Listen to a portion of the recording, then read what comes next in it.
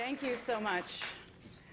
So how many of you had a chance to look at some of the pictures that I had? A lot of you, right? Slides looping up here. Aren't those just incredible?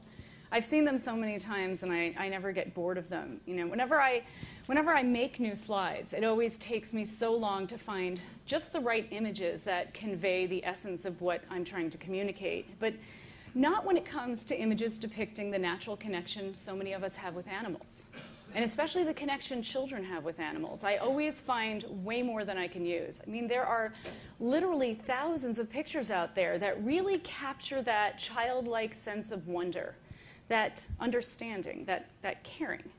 I can tell a lot of you can relate to this. So because I'll be referring to this human-animal connection throughout this presentation, I'd like to do a brief exercise with you to explore it a bit more fully. I'd like you to try to think of one or more animals in your life who you felt a connection to. And by connection, I mean anything from identifying with an animal or animals to loving them. I just mean caring about their well-being. Maybe it was the horse you took riding lessons on, or the guinea pig in your elementary school classroom. Maybe it was a dog you grew up with, or a hurt bird you rescued. Maybe it was a turtle or a fish. So now I want to take a poll. Raise your hand if you were able to think of at least one animal. Wow, okay. Raise your hand if you were able to think of at least two animals. Now raise your hand if you've ever felt cared about or loved by an animal. Now take a look around the room. That's a whole lot of love. And our experience tells us something important. We care about animals. We feel connected to them. We can see examples of this everywhere. I mean, we teach our children to be kind to animals, not to harm them. We make animals the heroes of our children's stories and the stars of their shows. When we're walking in the woods and we catch a glimpse of a deer through the trees, or when we see dolphins leaping out of the ocean, or when we notice a delicate butterfly resting on a flower, we often feel that sense of awe that makes us just stop and speak in hushed voices and watch with what some might even call reverence. When we hear of an abused animal, we recognize the injustice and we feel outraged. When we're at the petting zoo and the piglet chooses our hand to eat out of, we feel special. We get excited. Can you relate to this? I certainly can too. So before we get started, I'm going to tell you a little bit about me and my story and how I came to be here today. This is me a very long time ago, and my dog Fritz. My mother tells me we adopted Fritz when he was about 2 months old and I was about 2 years old. So we were really both just babies when we met. Now, Fritz was my first dog, and he was also my first friend. We did everything together. We played together, we napped together, we even threw up together once during a sickening summer road trip. I'm not kidding. And Fritz was also my first heartbreak when he died at the age of 13 of liver cancer. What I didn't realize at that time was that Fritz, or more accurately, my connection with Fritz, would be the catalyst for my life's work. And that's what brings me here today. My life's work as a psychologist, professor, and author has centered around one key theme. It's a theme that is central to our freedom of choice and therefore to our personal empowerment and to social and ecological justice. And that theme is making the connection. I'm here to talk about our connection with other beings and with ourselves and with our core values, and about the invisible belief system, the ism that disconnects us from these fundamental aspects of our lives. I'm here to talk about how this ism creates a gap in our consciousness when it comes to some of the most important and frequent choices that we make, our food choices, and how this gap causes us to act against our own interests and the interests of others. So I'm here with a goal, which is to raise awareness of this invisible ism to promote personal empowerment and social and ecological justice. So this presentation will be in 3 parts. First, we will discuss the problem of the gap. What exactly is this gap in our consciousness, and how does it obstruct our freedom of choice? Next, we'll discuss the underpinnings of the gap. What causes and maintains this gap that guides our food choices, and what are the consequences of our choices on ourselves and our world? And how does this gap reflect an ism that is a social justice issue? And finally, because everybody likes a happy ending, including me, we will discuss the solution to the gap. How can we resolve this gap in order to make more empowered and just choices? And how can we incorporate an awareness of this ism so that we can work to transform this ism that's interlocking with so many of the other isms? So what then is the gap? Now, to explain this, I want to do a quick exercise with you. I'd like you to imagine that you're a guest at a dinner party, and the host is famous for her homemade pasta and meatballs. And she serves you a dish that looks like this. And imagine that this dish will not affect your arteries in any way. It's actually not bad for you. Just imagine. Just imagine whether you would find this dish delicious or disgusting. Now, for those of you who would find this delicious, even if you don't eat this way anymore, you might still like the flavor of these foods. For those of you who would find this delicious, imagine that you find it so delicious that you ask the host for her recipe. And flattered, she replies, well, the secret is in the meat. You need to start out with 3 pounds of extra lean golden retriever. How many of you would find this delicious? There's always one. All right. Don't be shy. Would you pick out the golden retriever balls and just eat I know I made that doubly gross. Pick out the golden retriever meat and just eat the pasta and sauce around it? So take a moment to reflect on your thoughts and feelings. And chances are what you thought of just moments ago as food, you now think of as a dead animal. And what you just felt was delicious, you now feel is disgusting. Chances are your experience of the meat dramatically changed, even though nothing about the meat itself actually changed. So what is it then that changed? Right. What changed is your perception of the meat. Now, our perception is the lens that we look at the world through. And when it comes to eating animals, our perception is shaped largely, if not entirely, by our culture. In fact, in meat-eating cultures around the world, people tend to have a tiny handful of animals that they have learned to classify as edible. All the rest, we learn to classify as inedible and therefore disgusting. And so even though the type of species consumed changes from culture to culture, members of all cultures tend to find their own choices to be rational and the choices of other cultures to be disgusting and often even offensive. So what's striking is not the presence of disgust. Disgust is the norm. It's the rule rather than the exception. What's striking is the absence of disgust. Why are we not disgusted by the 5, 6, 7, maybe if you're an adventurous eater, species we've been taught to think of as edible? And perhaps more importantly, why don't we ever ask why? Have you ever wondered why you might be willing to eat chicken's wings, but not swan's wings? Leg of lamb, but not leg of kitten. They both come from baby animals. Have you ever wondered why you might be willing to eat beef stew, but not guinea pig stew?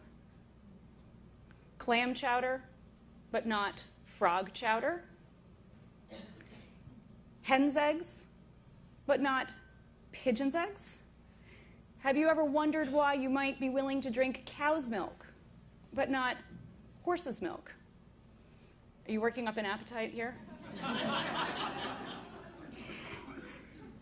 And have you ever wondered why you haven't wondered?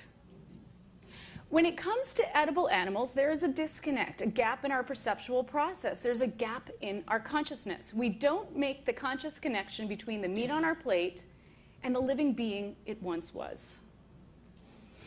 When I was growing up, I was the picky eater in my family, and in my house, we had a rule that no one could leave the table until their plate was clean. So, not surprisingly, this often led to some late-night standoffs between me and my mother. My mother would try not to let me out of her sight, and I would wait for just the right moment when she wasn't looking to slip my food to Fritz, my partner in crime who was stationed under the table. And if my mother happened to catch me, I would tell her I was just petting the dog. And she would believe me, because there were plenty of times when I really was just petting the dog. And over the course of so many years and so many meals, I never thought about how strange it was that I could be petting my dog with one hand while I ate a pork chop with the other. A pork chop that had once been an animal who was at least as intelligent and sensitive and conscious as my dog. I never thought about the inconsistencies in my attitudes and behaviors toward these animals because, frankly, when I was eating the pork chop, I didn't actually think I was eating an animal. I mean, sure, I knew that whenever I ate meat, someone had to die for my plate. But on another level, I just didn't connect the dots. I just had that knowing without knowing. I had a gap in my consciousness. And so because this gap in our consciousness blocks our awareness of the reality of our meat, it also blocks our authentic thoughts and feelings about our meat.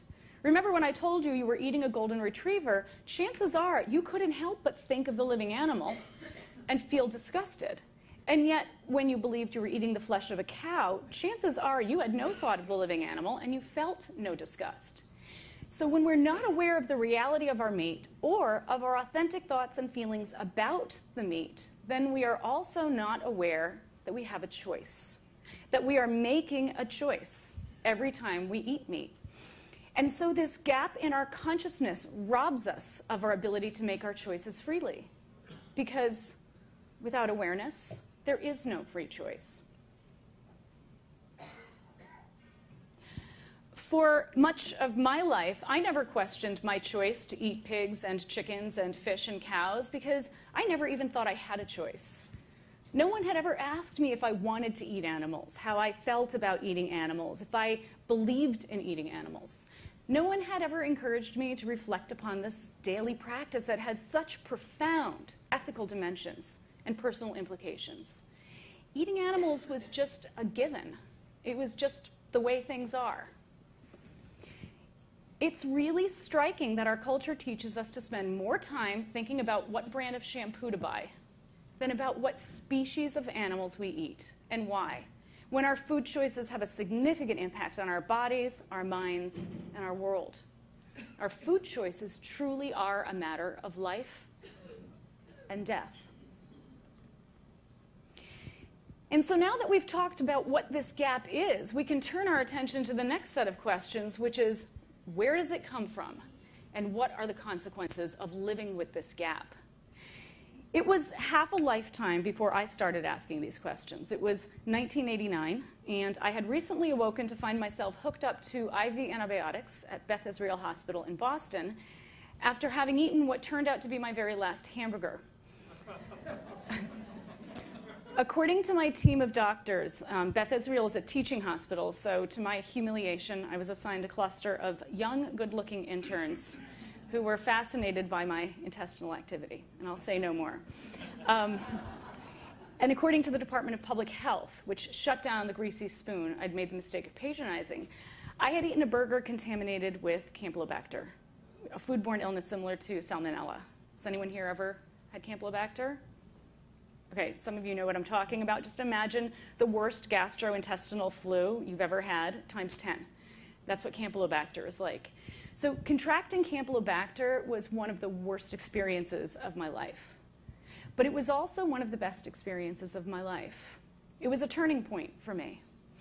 Before I got sick, I had been increasingly uncomfortable with the idea of eating meat, having witnessed on a handful of occasions information about the horrors of animal agriculture. And I knew on some level that eating animals was antithetical to my personal values. Like most people, I cared about animals and I didn't want them to suffer, especially when that suffering was so intensive and so completely unnecessary. And yet I hadn't been ready to take that information in. So my response had always been, don't tell me that, you'll ruin my meal. But the Campylobacter really lit a fire under my butt, so to speak. After I got sick, I never wanted to eat another burger or any meat again, and I didn't. And then something interesting happened. When I stopped eating animals, I made the connection. I had a shift of consciousness, a paradigm shift. In other words, I didn't see different things. I saw the same things differently. Remember how different your meat looked to you when I told you you were eating a golden retriever?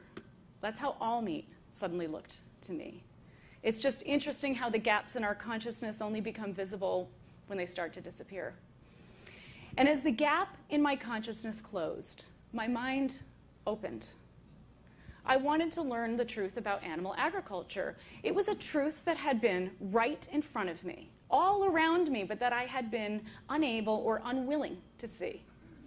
And I needed to understand how, when it came to eating animals, rational, caring people, just like myself, could, in the words of psychiatrist and social activist Robert J. Lifton, just stop thinking. So I spent about 20 years looking for answers, including about a decade of research that culminated in my doctoral dissertation on the psychology of eating meat. And what I found was to dramatically change the way that I and others working in psychology and social justice thought about the issue of eating animals. So to share my findings with you, I want to start out with another exercise. If vegetarian is the term we use to describe an individual who follows the tenets, the teachings of the belief system we call vegetarianism, and a vegan is a person who practices the tenets of veganism, what then do we call somebody who is not a vegetarian or a vegan? Someone who hasn't read my book, please. Thank you. All right. I heard a couple of them. Well, sometimes we say omnivore. But an omnivore, by definition, is an animal, human or non-human, that can ingest both flesh and plant matter. And a carnivore is an animal that needs to ingest flesh in order to survive. Both omnivore and carnivore describe one's biological predisposition, not one's ideological or philosophical choice. Sometimes we say meat eater. But how accurate is this? I mean, meat eater describes a behavior as though it's divorced from a belief system. This is why we don't say plant eater when we refer to vegans and vegetarians, because we recognize that the behavior of eating plants reflects a deeper belief system or ideology. I'm using ideology and belief system interchangeably here. We tend to assume it's only vegans and vegetarians who bring our beliefs to the dinner table. But most of us don't learn to eat pigs but not dogs, for instance, because we don't have a belief system when it comes to eating animals. When eating animals is not a necessity for survival, which is the case in much of the world today, then it is a choice. And choices always stem from beliefs. So what I found is that there's an invisible belief system that conditions us to eat certain animals. And this is the belief system I came to call carnism. It's the opposite of veganism. Now, carnism is a special kind of belief system or ideology. It's a dominant ideology. It's invisible, entrenched. It shapes norms, beliefs, behaviors, etc. And it's also a violent ideology. Meat cannot be procured without killing. And dominant violent ideologies, such as carnism, need to use a set of social and psychological defense mechanisms to enable humane people to participate in inhumane practices without fully realizing what they're doing. In other words, carnism teaches us how not to feel. Now, the primary defense of carnism is denial. If we deny there's a problem in the first place, then we don't have to do anything about it. Denial is expressed through invisibility. One way carnism remains invisible is by remaining unnamed. If we don't name it, we can't think about it. We can't talk about it or challenge it or question it. The invisibility of carnism is why eating animals appears to be a given rather than a choice. And carnism also keeps its victims out of sight and therefore conveniently out of public consciousness.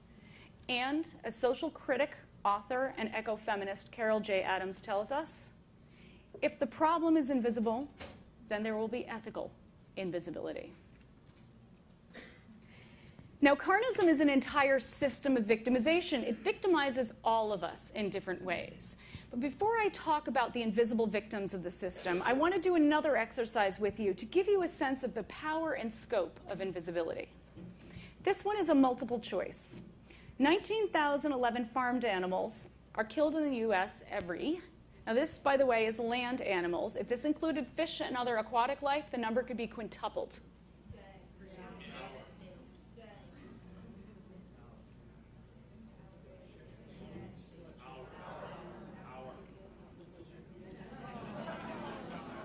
I haven't given you the answer yet.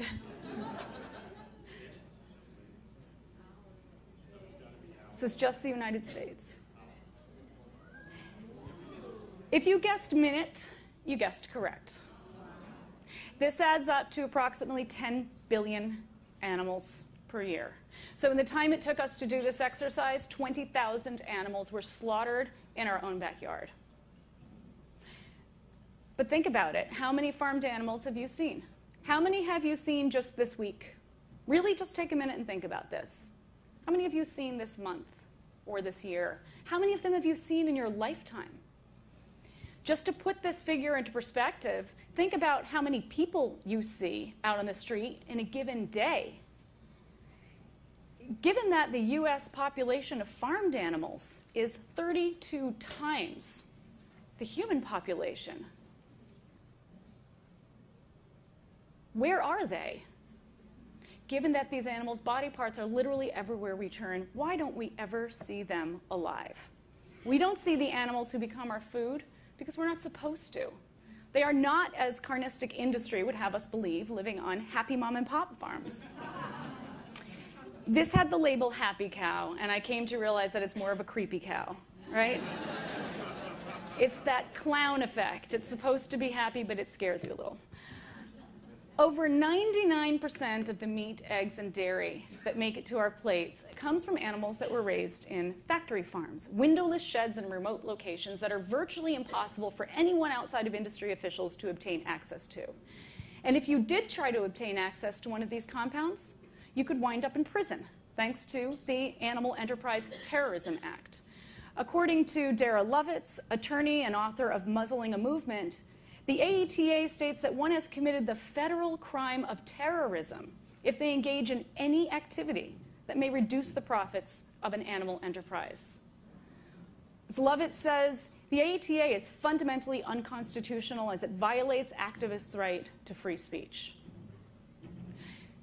So who are these individuals that carnistic industry tries so desperately to hide from us? I'm going to show you a short video narrated by Dr. Jonathan Balcom, animal behaviorist and author of over 40 scientific papers and 4 books on animal cognition that gives us a rare glimpse into their inner lives. Many of the animals you see here are residents of Farm Sanctuary, which is the nation's leading farmed animal protection organization.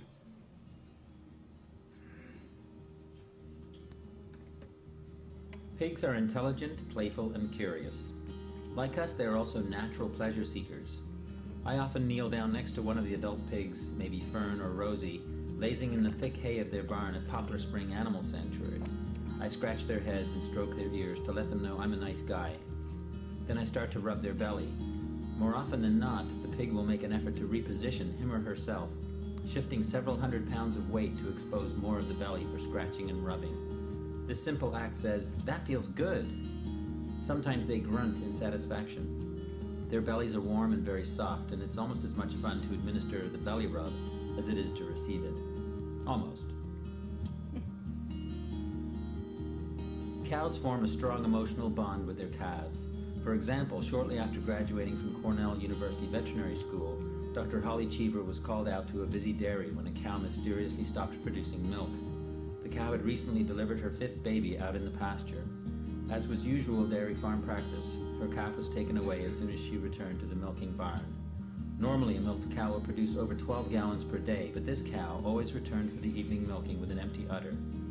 Dr. Cheever couldn't figure out what was going on, but on the 11th day, the farmer called to say he had followed the cow out into the fields, where he discovered she had produced twins. Having lost 4 previous babies, the mother cow had made a Sophie's choice, returning one of her precious children and keeping the other in the woods at the pasture's edge. Cheever pleaded with the farmer to let the cow keep her twin calf, but he was sent off to a veal crate. This incident invokes a cow's painful memory of earlier loss and a level of complex reasoning few would attribute to a cow. Chickens and turkeys are social species with well-developed vocabularies of calls. Each bird recognizes all the other individuals in a flock by their appearance and by their voice. I remember watching a mixed flock of roosters who had recently been rescued from the aftermath of Hurricane Katrina. They were happily foraging in the grass when suddenly they all made a dash to a nearby shed. Only as they reached cover did I notice a hawk flying overhead.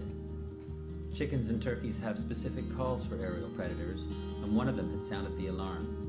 This is considered virtuous behavior because the alarm caller runs the extra risk of drawing attention to him or herself. Fishes are as misunderstood as they are diverse. Careful scientific experiments show that they experience pain.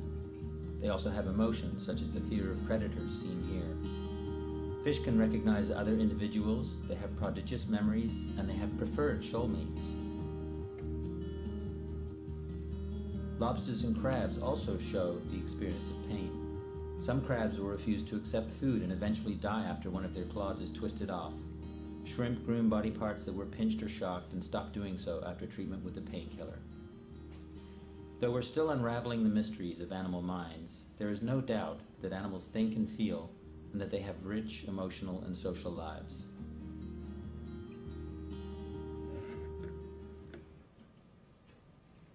Yeah, so I know some of those scenes were really lovely, weren't they?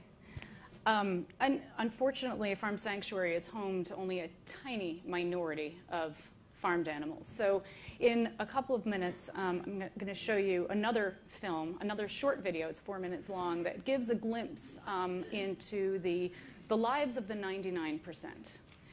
But before I do, I want to just give you a heads up. The video I'm going to show is distressing to witness, and obviously my goal is not to distress you, but to raise awareness. And to do that, I've got to make the invisible visible. I spent a lot of time selecting material that I felt was sufficient to inform without actually traumatizing you. And I want to remind you that the focus of this presentation is ultimately solutionary. So we explore the problem only insofar as to discuss ways to transform and transcend the problem. And I want to encourage you to bear witness to this video, but I know that it's difficult to see. So I'm going to keep the volume low and encourage you to also witness yourself. Close your eyes, block your ears for the few moments that it's playing if you need to, and you should be able to block out the sound.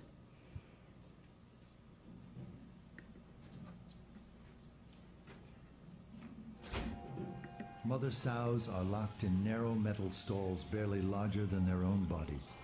Soon after birth, piglets are castrated by workers who cut into their skin and rip out their testicles. Next, the workers chop off their tails. Both of these painful procedures are nearly always done without anesthesia. Others are killed by being slammed headfirst into the ground.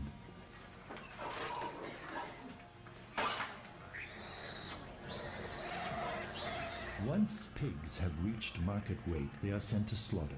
At the slaughterhouse, pigs are knocked in the head with a steel rod, hung upside down, and have their throats slit. Improper stunning condemns many pigs to having their throats slit while they are fully conscious and suffering. Because male chicks don't lay eggs and do not grow quickly enough to be raised profitably for meat, they are killed within hours after hatching. Male chicks are typically thrown into giant grinding machines while still alive. This practice is deemed standard and acceptable by the egg industry.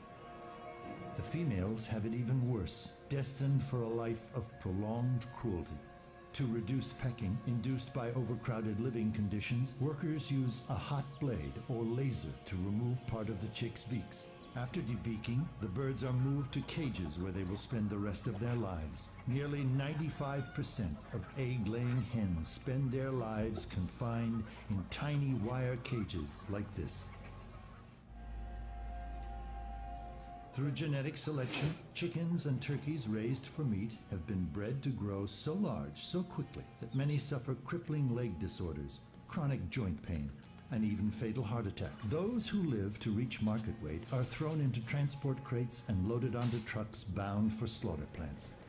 At the slaughter plant, the birds are dumped from their crates, then roughly snapped upside down into moving shackles by their fragile legs. They are then pulled across a blade which slices their throats, causing blood to pour from their necks. Calves on dairy farms are dragged away from their mothers and violently killed, all so that humans can have the milk instead.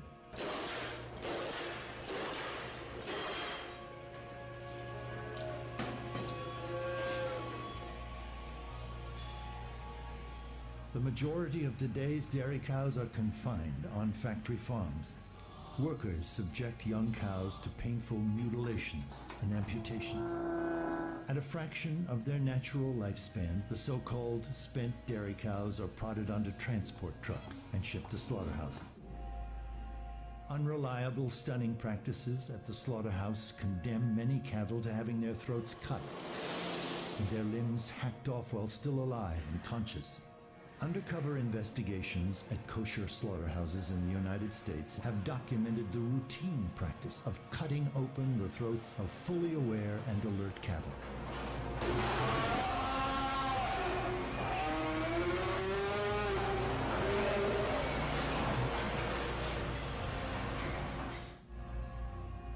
Massive trawling nets indiscriminately drag hundreds of tons of fish and other animals along the ocean floor. They are then tossed on board where the surviving fish either suffocate or are crushed to death. Others are still alive when they are hacked apart on these floating slaughterhouses. Like factory-farmed animals on land, farm-raised fish are crowded by the tens of thousands in small, disease- and excrement-ridden areas for their entire lives. When fish reach market weight, they are loaded onto tanker trucks and shipped to slaughter, where common killing methods include slow suffocation.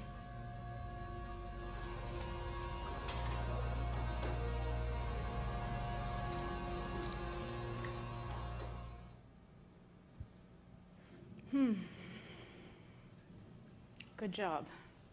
I know this is incredibly difficult to witness. I've seen images like this and this just countless times, and it never gets easy for me. I want to just mention briefly that much of what you've seen here are standard industry practices, and they apply to so-called free-range and organic facilities as well. Whenever people witness the truth about animal agriculture like this, they always ask me, Melanie, how is this legal? And I always reply that not only is it legal, there is an entire industrial complex built around this kind of violence and slaughter. Animal agribusiness in the United States is a $125 billion industry. There are countless companies just like this one selling an emasculator, a castrator, as though it were a nail clipper.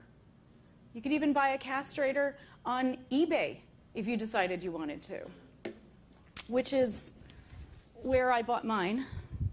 Now, before you think of me as a ball buster, let me explain why I carry a castrator around in my purse with me. I'm on the second year of a national speaking tour presenting my slideshow on carnism, and I wanted to have something tangible to bring with me to show people. And because I'm on planes frequently, I can't bring anything sharp, and I can't bring anything large, so I wound up having to get a castrator.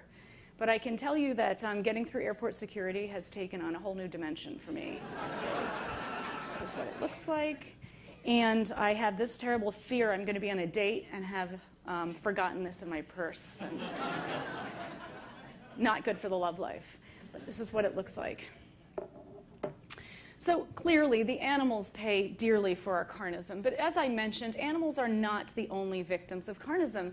Another set of invisible victims are the meat packers and slaughterhouse workers, many of whom are non-English speaking immigrants, documented and undocumented, who can't advocate for their rights and who have to work in a death-saturated, highly dangerous environment, and not surprisingly, have high rates of post-traumatic stress and addictions. Now, I'm going to share with you just 3 titles of OSHA accident reports to give you a sense of what these people have to contend with. And this is out of 35 or so I had to choose from. Can you all see in the back, or do you need me to read this out? In the back, can you read it? Okay. Employee hospitalized for neck laceration from flying blade. Employee's eye injured when struck by hanging hook. Employee decapitated by chain of hide puller machine. In fact, in 2005, for the first time ever, Human Rights Watch issued a report criticizing a single U.S. industry, the meat industry, for working conditions so appalling they violate basic human rights. And our environment is an invisible victim of carnism. According to a recent UN report, animal agriculture is one of the most significant contributors to the most serious environmental problems facing the world today. And of course, We are the invisible victims of carnism. We pay for our carnism with our health. The Academy of Nutrition and Dietetics, which used to be the ADA, not a progressive organization when it comes to food, issued a statement saying that vegan diets are not only nutritionally adequate, but they can provide health benefits in the treatment and prevention of disease. We also pay for our carnism with our taxes. Billions of dollars a year in meat subsidies, subsidies that have been criticized across the political spectrum as one of the most egregious corporate welfare programs in the history of the country. And we pay for our carnism with our hearts and with our minds. Because to eat the body of another sentient being, we have to block our awareness and shut down our empathy. And empathy and awareness are integral to our sense of self. We pay for our carnism with the gap in our consciousness. So we've talked quite a bit about how denial, the primary defense of the system, is expressed through invisibility. But think about it. Is invisibility really foolproof? Is it enough? Of course not. Hints of the truth surround us. The palpable vein in the drumstick, the hog on a spit at the company barbecue, vegan guests at dinner parties, and an endless array of dead animals everywhere we turn in the form of meat. So when invisibility inevitably falters, the system needs a backup. We need to justify eating animals. And the way we learn to justify eating animals is by learning to believe that the myths of meat are the facts of meat. Now, there's a vast mythology surrounding eating meat, but all of these myths fall in one way or another under what I refer to as the three ends of justification. What do you think they are? Amazing. Okay, that was, I think, the fastest ever. I have done this with thousands of people over the years, thousands of people. Eating meat is normal, natural, and necessary, and everybody gets it like that. Why do you think we all know? Exactly. We have heard it all before.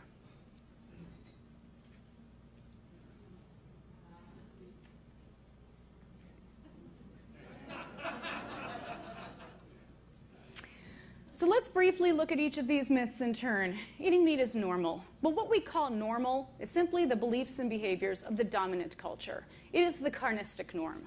And carnism as a social norm is so entrenched that it's virtually impossible to see unless we step outside the carnistic box. So to help you step outside the box, I want to do another exercise. I'd like you to imagine that you're back at that dinner party where your host has just told you you're eating a golden retriever. But now imagine that you tell your host how you feel, and she says, "Don't feel bad, it's okay. The dog had a good life. She was able to run and play, and she formed friendships with other golden retrievers and even some people before she was killed at 6 months old." Would it make it any easier to eat the golden retriever?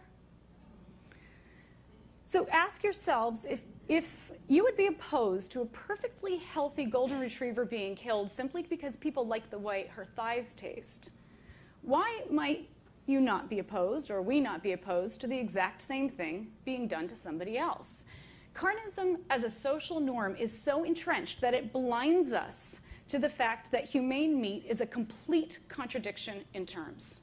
Humane meat is a myth. It is a myth constructed by those in the business of violence to appeal to those of us who would ordinarily never support such violence.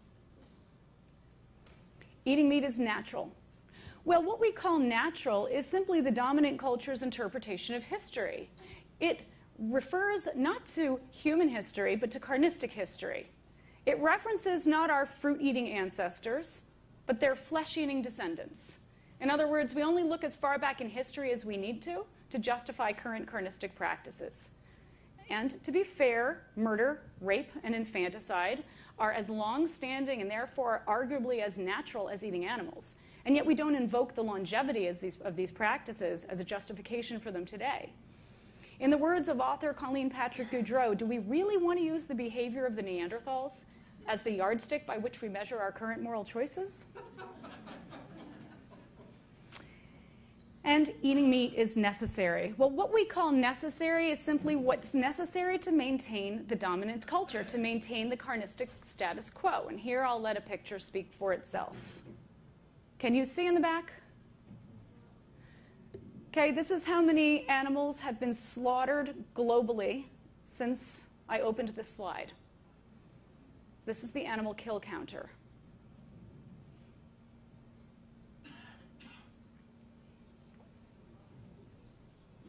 Now, of course, a related myth is the protein myth, but as you all know, this is a myth.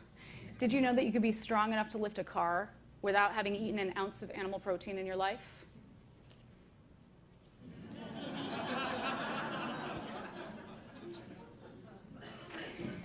You know, looking back on my own resistance to witnessing the truth about eating animals, I could see how the myths had a tremendous influence on me, as they do on all of us. I couldn't close that gap in my consciousness until I was ready to make the behavioral change that would inevitably follow. And I couldn't make that change until I felt safe enough to do so. I had a lot of fears and concerns. Would I get sick? Would I go broke buying expensive vegetarian foods? Would I have to subsist on a diet of tofu and cardboard? And this last issue was a serious concern for me because two of my greatest pleasures in life are cooking and eating.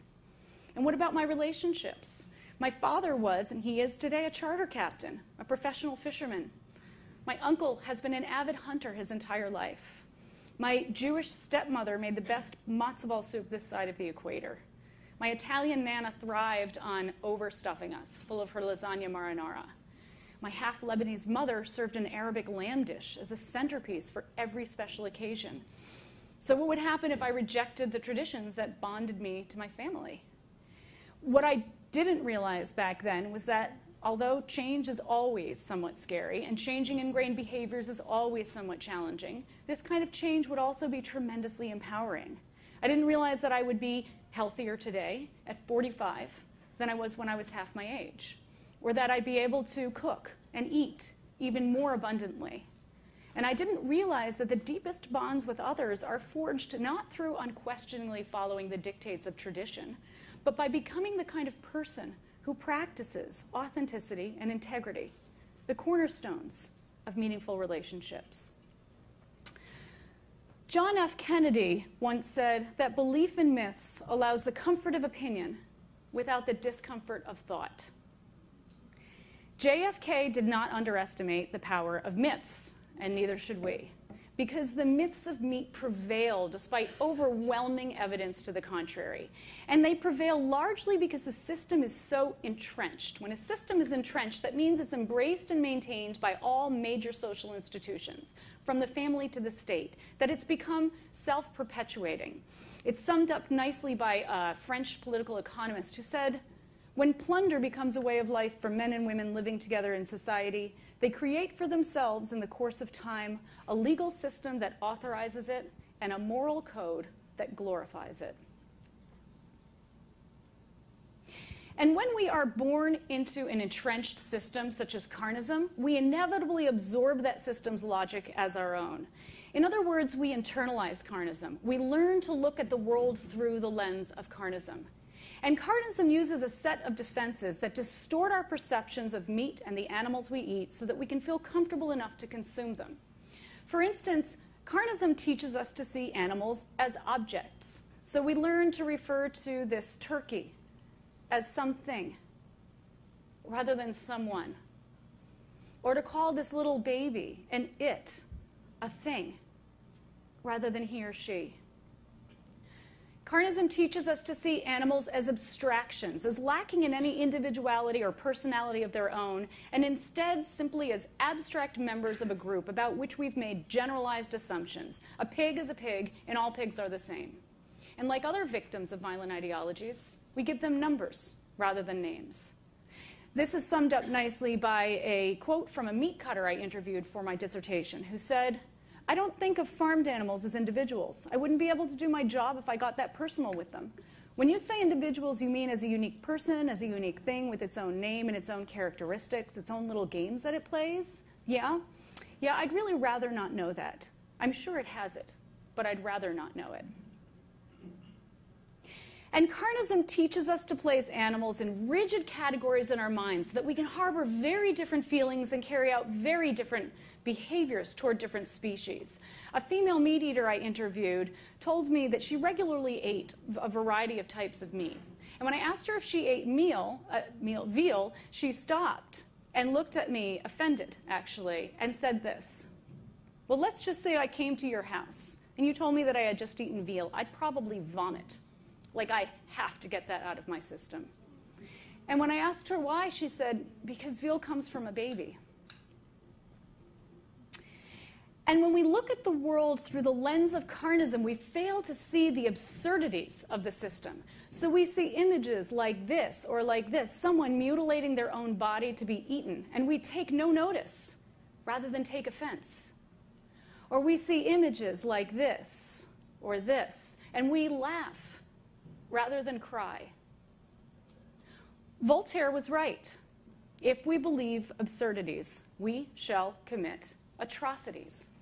And carnism is but one of the many atrocities, one of the many violent ideologies that are an unfortunate part of the human legacy. And although the experience of each set of victims will always be somewhat unique, the ideologies themselves are structurally similar. The mentality that enables such violence is the same. It is the mentality of domination and subjugation, of privilege and oppression. It's the mentality that causes us to turn someone into something, to reduce a life to a unit of production, to erase someone's being. It is the might makes right mentality that makes us feel entitled to wield complete control over the lives and deaths of those with less power just because we can, and to feel justified in our actions because they're only savages, women, animals. It is the mentality of meat. And so if we fail to pick out the common threads that are woven through all violent ideologies, then we will be doomed to recreate atrocities in new forms. This is why it's critical that we incorporate all oppressive systems into our analysis, including carnism. Eating animals is not simply a matter of personal ethics. It is the inevitable end result of a deeply entrenched oppressive ism. Eating animals is a social justice issue. Martin Luther King understood the ways in which oppressive systems reinforce one another. He wisely cautioned that injustice anywhere is a threat to justice everywhere. And the opposite is also true. Justice anywhere is a threat to injustice everywhere. And justice is not an abstract concept. It is a practice that can be carried out anywhere. In the streets of a nation's capital, in a hotel, in a courtroom. And we can practice justice on our plates. And so this brings us to the conclusion. What is the solution? Knowing what we do about carnism, what do we do about it? And I'm going to address this question with a question for you. Why do we use carnistic defenses in the first place? What's the reason? Why do we use denial, justification, objectification? Addictions, yeah, exactly. Exactly. Because we care. We care about animals, and we care about the truth. And carnism depends on our not caring, and the system is built on deception. I've been talking about eating animals for 20 years now, and I have never encountered a person who doesn't cringe when faced with images of animals suffering. So the good news is that carnism is really a house of cards. It's a vulnerable system that needs a strong fortress to protect itself from its very own proponents, us. Why else would we need to go through all the psychological acrobatics if not because we care? And so our caring is both the problem and the solution. Our caring is what makes us want to turn away from the truth. But our caring is also what gives us the courage to face the truth, to bear witness. When we bear witness, we identify with another. To identify with another is to see something of ourselves in them and something of them in ourselves, even if the only thing we identify with is the desire not to suffer. When we bear witness, we empathize with another. We look at the world through their eyes so that when we make choices that impact them, we ask ourselves, what would he or she ask me to do?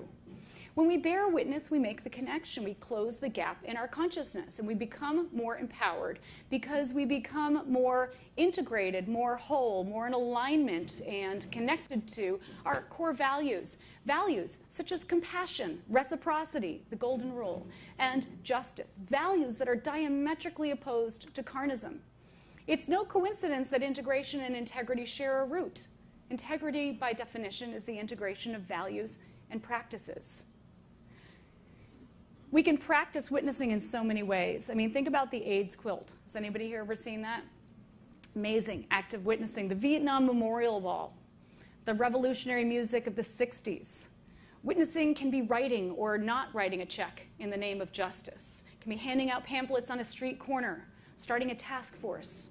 Witnessing can be hosting or attending or presenting a slideshow. Throughout the history of humankind, virtually every atrocity was made possible because the populace turned away from a reality they felt was too painful to face. And virtually every social transformation, every revolution was made possible because a group of people chose to bear witness, and they demanded that others bear witness as well. For instance, just consider the countless witnesses, the conscientious objectors throughout history. Some who have been famous, but most who are the unsung heroes of social transformation. This transformative potential of collective witnessing is why oppressive systems must deny the truth about the social movements that challenge them. So, for instance, proponents of the movements are portrayed as biased or extremist when they challenge the biases and extreme practices of the dominant culture. Or they're portrayed as overly emotional and sensationalist when they challenge the apathy and numbing of the dominant culture. And the true power and scope of the social movement is minimized or denied. So despite what mainstream carnistic culture would have us believe, there is reason to be very, very hopeful. The vegan movement, which is the counterpoint to carnism, is thriving. For instance, since 2008, the number of vegetarians and vegans in the US has doubled. A recent Business Week article entitled "The Rise of the Power Vegans" says that a growing number of America's most powerful bosses have become vegan. More and more leaders and celebrities are saying no to carnism. Ellen has her own website dedicated to going vegan. Vegan cookbooks, innovative foods, restaurants, recipes, medical doctors are springing up everywhere. So moving beyond carnism enables us to step into a vibrant community of millions of people who seek to celebrate life and cultivate compassion. It enables us to become a part of something greater than our individual selves. So coming back full circle, Fritz, my first dog, was also, in many ways, my first teacher. Fritz taught me that love, which is the highest form of connection and the highest expression of justice, shouldn't be limited by arbitrary boundaries such as species. To love someone is to respect their being. It's to respect that no matter how different from us they are, they have a life that matters to them. Fritz taught me to be a witness. He taught me that love is a verb. And this is why the goal of my presentation today and the goal of my life's work has been to raise awareness of the invisible system that is carnism. Because for better or worse, we are all participants in the system. And so our choice really isn't whether we participate, but how we participate. And with awareness, we can choose to be active witnesses rather than passive bystanders. With awareness, we can practice justice and exercise love. With awareness, we can lead more authentic and freely chosen lives and truly become, as Gandhi said, the change we wish to see. Thank you.